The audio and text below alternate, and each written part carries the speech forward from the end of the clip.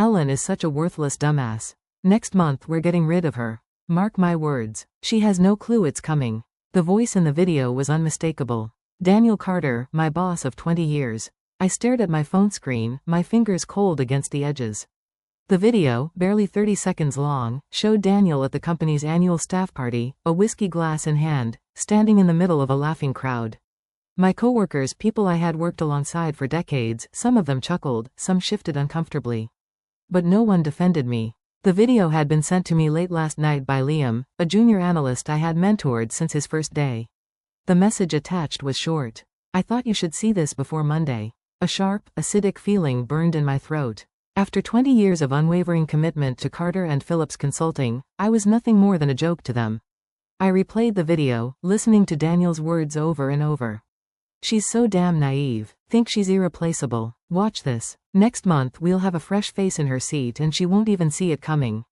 I had given this company everything. Long nights, missed birthdays, weekends spent polishing reports to make Daniel look good in front of clients. I had covered for his mistakes, smoothed over his public blunders, even defended him when others whispered about his incompetence. And in return, a betrayal so deep it left me breathless. I didn't sleep that night. Instead, I lay awake, staring at the ceiling, my mind racing between rage, humiliation and something else. Something colder. Determination. At exactly 7:55 a.m., I walked into the office, same as always. My heartbeat was steady, my face composed. If Daniel thought I was naive, if he truly believed I would blindly walk into my own execution, he was about to learn exactly how wrong he was. The office buzzed with its usual Monday morning energy. Phones ringing, keyboards clicking, the smell of burnt coffee filling the air. Daniel's office door was wide open. He was leaned back in his chair, laughing with Mark, the CFO. I paused in the doorway. Act normal. Morning, Daniel, I said with a polite smile. His eyes flicked to me, a hint of something in them.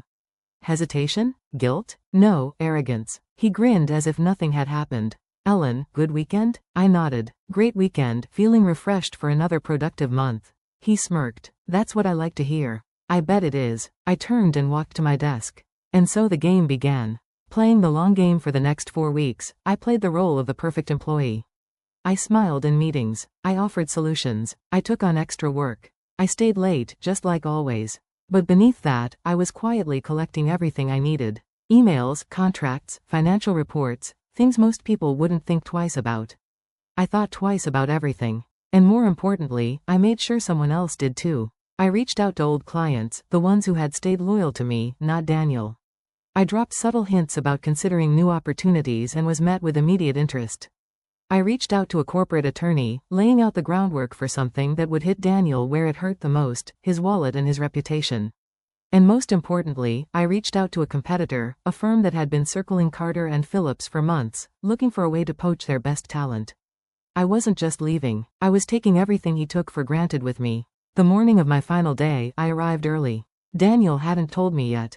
He thought he'd catch me off guard, call me into his office with HR, give me some empty speech about restructuring and budget constraints. He had no idea I already knew. He had no idea I was 3 steps ahead. And by the end of the day, he would finally realize who the real fool was. I watched Daniel from across the office, a polite smile on my face, masking the storm brewing underneath. He was so confident, so sure of himself, laughing with Mark like nothing was coming. He thought he had won. But today I wasn't just going to be fired. I was going to make sure this was the day everything started to fall apart for him. The day passed as usual. Emails, meetings, reports, as if everything was normal. But I felt it. That subtle shift in the air, people were watching me, whispers behind glass doors, quick glances when they thought I wasn't looking. I kept my posture relaxed, moving through the day as if I had no idea what was coming. If they expected tears, desperation, pleading, they were going to be deeply disappointed. At precisely 3 p.m., I saw Denise from HR walk into Daniel's office, her face carefully neutral. She didn't make eye contact with me. A few minutes later, my phone lit up. Daniel Carter, please come to my office at 3:30. There it was. I exhaled slowly, then stood, smoothing down my blouse. It was showtime. I knocked on the door, stepping inside with a polite smile. Denise sat across from Daniel. Her company-issued folder neatly placed in front of her. Standard HR protocol. I had seen this play out before. Just never as the one on the receiving end. Daniel put on his best fake sympathetic face. Ellen, please have a seat. I did. We appreciate your dedication to the company over the last 20 years. He began, his voice measured, like he was reading from a script. But as you know, the industry is evolving and we've had to make some difficult decisions regarding staffing. I nodded as if this were brand new information. We've decided to restructure your role and unfortunately your position is being phased out. Daniel continued, we want to ensure a smooth transition, so we're offering you a generous severance package. Denise slid the folder across the table. I didn't touch it. I could see relief flash across Daniel's face. He had expected a reaction. He had expected anger, pleading, confusion. Instead, I just smiled. I understand, I said, my voice calm. A flicker of hesitation crossed his face. This was too easy for him. Too clean. He cleared his throat. We'll need your company laptop and access badge before the end of the day. And of course, we ask that you sign a non-disclosure agreement regarding company operations. Of course, they wanted to make sure I left quietly. Still, I stayed quiet, watching, waiting. Then Daniel leaned forward slightly, his voice dropping. I know this must be difficult, he said, pretending to care. But you're talented, Ellen. I'm sure you'll land on your feet. Oh, I know I will. I tilted my head slightly. Just to clarify, this decision is final? Daniel blinked, slightly caught off guard. Yes, of course. Perfect, I said. I'll start wrapping up my work. Daniel nodded, clearly eager to get this over with. We appreciate your professionalism. I stood, picking up the folder and flashing them both a pleasant smile. And as I walked out of the office, I felt the weight of 20 years lift off my shoulders. Because now, I was free to burn everything to the ground. I spent the rest of the afternoon doing exactly what they expected. Packing up my things, smiling at coworkers, saying polite goodbyes. Just another employee leaving, but behind the scenes, I was pulling the last strings of my plan. Before logging off for the final time, I archived every email, every project file, every client contract I had access to. All perfectly legal, since I was still an employee until the end of the day. Then, I sent one last email. Not to Daniel, but to his biggest client. The one that made up 40% of our company's revenue. It was short, professional. Hi Richard, I wanted to thank you for your partnership over the years. Given my upcoming departure from Carter & Phillips, I wanted to let you know I'll be available for consulting in the near future. Would love to discuss how I can continue assisting your company. Let me know if you'd like to set up a call. I hit send. That email alone? More dangerous than any lawsuit. At exactly 5 p.m., I walked out of the building for the last time. I didn't look back because Daniel had no idea what was coming next. The morning after my departure, I woke up to the sound of my phone buzzing. I checked the screen. Unknown number. I already knew who it was. Letting the call ring out, I leaned back against my pillows. A slow smile forming. Daniel was about to realize exactly how bad his mistake had been. I had expected at least a few days before the fallout started. But it seemed Daniel's arrogance had accelerated the process. By 10 a.m., I had 3 missed calls from Carter & Phillips. And by noon, a text from Liam. Liam, Ellen, whatever you did. The office is in full meltdown mode. Richard Miller just pulled out of his contract. Daniel is losing it. I laughed out loud. Richard Miller, the CEO of our biggest client, the one I had sent that polite little email to on my last day, had clearly seen the writing on the wall. No Ellen, no stability, no reason to stay. Daniel had taken me for granted for 20 years. He thought I was replaceable. But the truth was, I had been the glue holding everything together. And now, that glue was gone. At 2:30 p.m. another call. This time I answered. Hello? I said, my tone calm. A sharp exhale. Then, Ellen. Daniel's voice was tight, controlled. I just heard about Richard. He mentioned you reached out. I did. I said simply, a beat of silence. Daniel wasn't used to me being this unbothered. Listen, he continued, forcing a chuckle. I think there's been some miscommunication. Richard seemed to think you were leaving to work elsewhere. He got spooked. I'd love to clear things up. Ah, there it was. He wanted me to fix his mess. I leaned back in my chair, twirling my pen between my fingers. Daniel, I said, voice smooth. You told everyone I was a worthless dumbass who wouldn't see it coming. Why would you need me now? Silence. His breathing tightened. He knew exactly what I was referencing. Ellen, he started again. This time slower, more cautious. You know that was just office banter?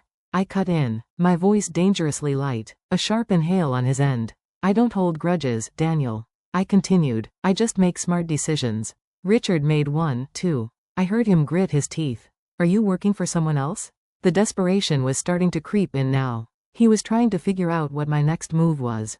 I smiled. I don't see how that's relevant to you. A long silence. Then, this isn't a smart play, Ellen. He warned, we have a lot of mutual contacts in this industry.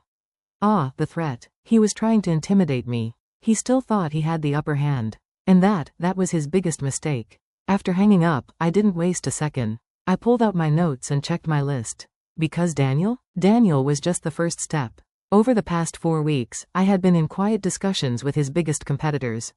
The firms he secretly feared, the ones he laughed off in meetings, but constantly tried to undercut in pricing.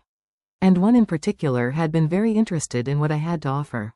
At 4 p.m., I walked into a sleek office downtown, greeted by a receptionist who already knew my name. 5 minutes later, I sat across from Nathan Pierce, CEO of Sterling & Company. I'll be honest, Nathan said, leaning forward, eyes sharp. The moment I heard you were leaving Carter & Phillips, I had my team watching. And after today's news, I think we both know Daniel's ship is sinking. I gave him a knowing smile. And you want to take advantage of that? He smirked. I want to make sure we both win. I already knew the offer was coming, but I didn't just want a job. I wanted leverage. I pulled out the file I had prepared. These, I said, sliding it across the table, are projections based on my knowledge of Carter & Phillips clients, their upcoming renewals, and the weaknesses in their current contracts. If you want to take them down, this is where you start. Nathan flipped through the pages, his expression darkening with satisfaction. Then he looked up at me. I assume you're not just giving this away for free. I smiled. No, I'm not. His grin widened. Let's talk terms. By the time I left the office, the deal was sealed. I wasn't just joining Sterling & Company. I was bringing Carter & Phillips clients with me. By next week, Daniel wouldn't just be losing contracts. He'd be bleeding out. And the best part? He still had no idea. Daniel was about to realize what true panic felt like. By Monday morning, the first wave hit. The moment Carter & Phillips opened their doors, their inboxes were flooded with termination notices. 3 major clients, ones I had personally managed for years, had decided to jump ship. Sterling & Company had moved fast, faster than Daniel could have anticipated. And I was watching it all unfold from the other side of the battlefield. At 8:15 a.m., Liam's text came through. Holy shit, Ellen. Daniel just stormed into the main office. He looks like he hasn't slept. I swear he's about to combust. I smirked. Daniel had been so sure of himself, so convinced that I was just another disposable employee. But today he was realizing that losing me wasn't just an inconvenience. It was a catastrophe. By 9 a.m., the cracks were turning into full-blown fractures. Mark, the CFO, had shut himself in his office, desperately crunching numbers to figure out how much damage had been done. Legal was scrambling to review contracts, trying to find a loophole that could keep the fleeing clients locked in. And Daniel? Daniel was making calls to every executive contact he had, trying to convince them to stay. But it was already too late. The whispers were spreading. Clients were starting to realize just how unstable Carter & Phillips had become. And the worst part? Daniel had no idea who to blame. At noon, my phone rang. Unknown number. I answered. Daniel's voice came through, strained and on edge. I leaned back in my chair. Daniel, to what do I owe the pleasure? He exhaled sharply. I don't know what the hell you've been telling people, but we have a serious problem. I arched an eyebrow, even though he couldn't see me. Oh? What kind of problem? You know damn well what kind. He snapped. Miller's gone. And now 3 other major accounts have pulled out. That's millions in revenue disappearing overnight. I need you to be straight with me. Did you? He stopped himself. He didn't want to say it. Did I orchestrate this? I let the silence drag just long enough for him to sweat. Then I said calmly and carefully, I don't work for Carter & Phillips anymore, Daniel. What happens to your company isn't my concern. A beat of silence. Then, you're working for Sterling, aren't you? His voice had turned sharp. I smiled. I don't see how that's relevant to you. Daniel cursed under his breath. You're making a mistake, Ellen. This industry is small. You don't want to burn bridges. I let out a small laugh. Daniel, you burned that bridge the moment you stood at that party and called me a worthless dumbass in front of the entire company. Silence. And then, for the first time, I heard it in his voice. Fear. He knew. This wasn't bad luck. This was me. I could almost picture him sitting at his desk. His power slipping through his fingers. Realization settling in that he had severely underestimated me. And that was just the beginning.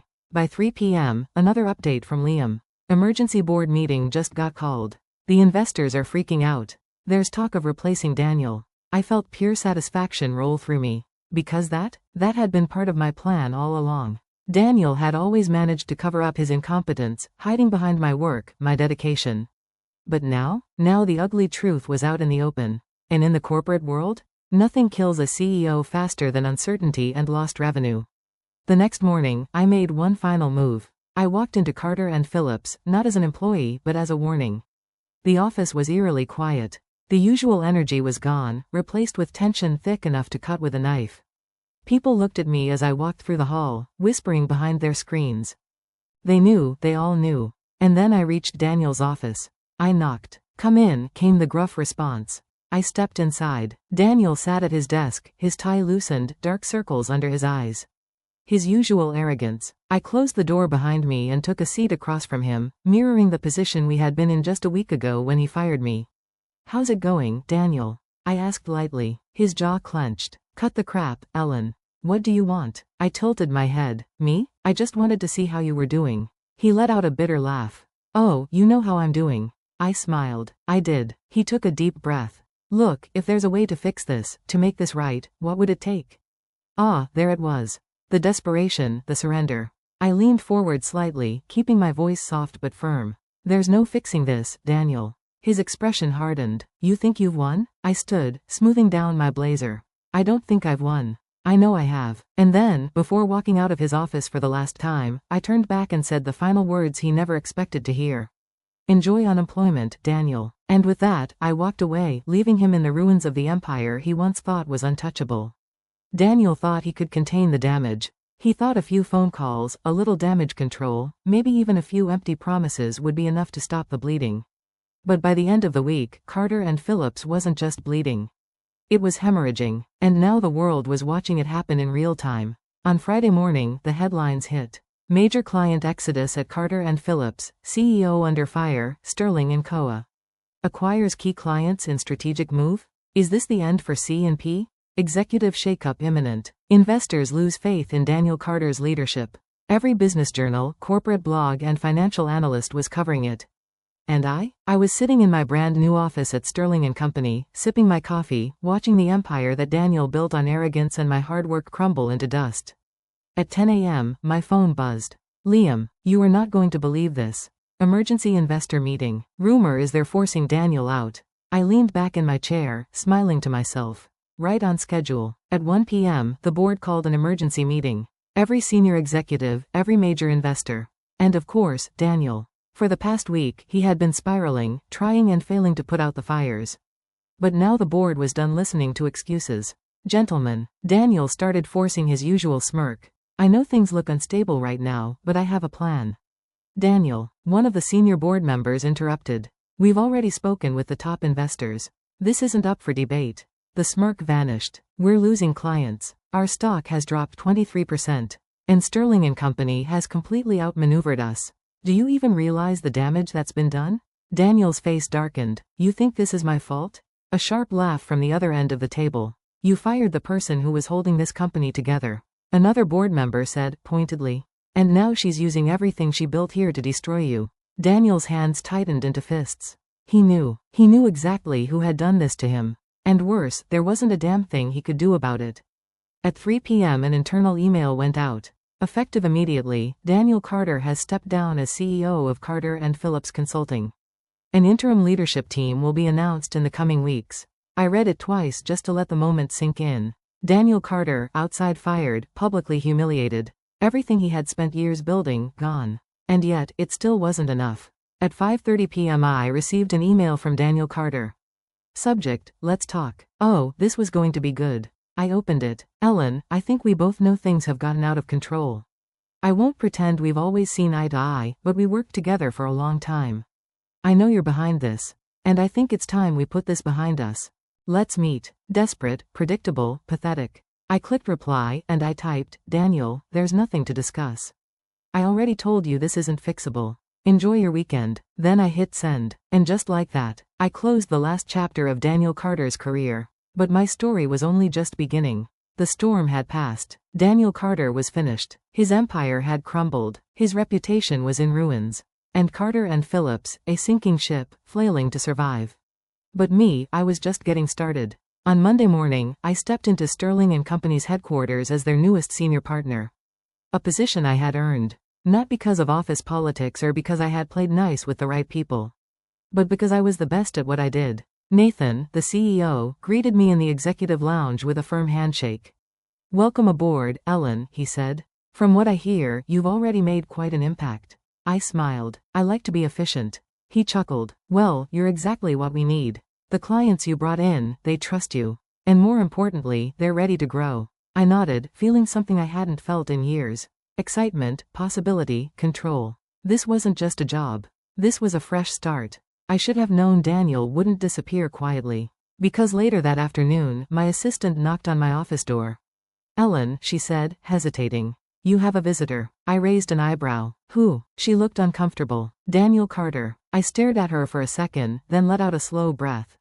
"Sent him in." A few moments later, Daniel walked in. Or rather, what was left of him. His expensive suits, his cocky smirk, his air of untouchability. His eyes retired, his face was drawn, and for the first time in his life, he looked small. I leaned back in my chair, studying him. He didn't sit. He didn't speak. Not right away. Finally, he let out a humorless chuckle. "You really did it, huh?" I tilted my head. "Did what?" His jaw clenched. "You destroyed me." I didn't correct him, because he wasn't wrong. Instead, I simply said, "You destroyed yourself, Daniel." He exhaled sharply. "I underestimated you." I nodded. "Yes, you did." A long silence stretched between us. Then he said the last thing I ever expected. "I need a job." I almost laughed. Almost. Instead, I just stared at him. Daniel Carter, the man who had mocked me, humiliated me, called me a worthless dumbass to an entire room of people. And now? He was standing in front of me, begging. It was poetic. Perfect. I could have crushed him in that moment. I could have humiliated him, dragged him through the mud, made him feel just a fraction of what I had felt. But instead, I just stood, walked over to him, and met his defeated gaze. "No, Daniel," I said, my voice calm. "You don't need a job. You need a lesson." His eyes darkened, but he said nothing. I smiled. Cold, knowing. "Good luck, Daniel." Then I turned, walked back to my desk. And just like that, I dismissed him. For good. That night, I sat in my new office, staring out at the city skyline. Everything felt different now. For the first time in 20 years, I wasn't just someone else's employee. I was the one in control. I thought back to that humiliating night. The video, the laughter, the betrayal. And now, I wasn't just Ellen, the disposable employee. I was Ellen, the woman who built her own future. The woman who proved that loyalty should never be given to those who don't deserve it. The woman who knew her own worth. I smiled to myself, picked up my glass of wine, and whispered the words Daniel Carter had never seen coming. I win.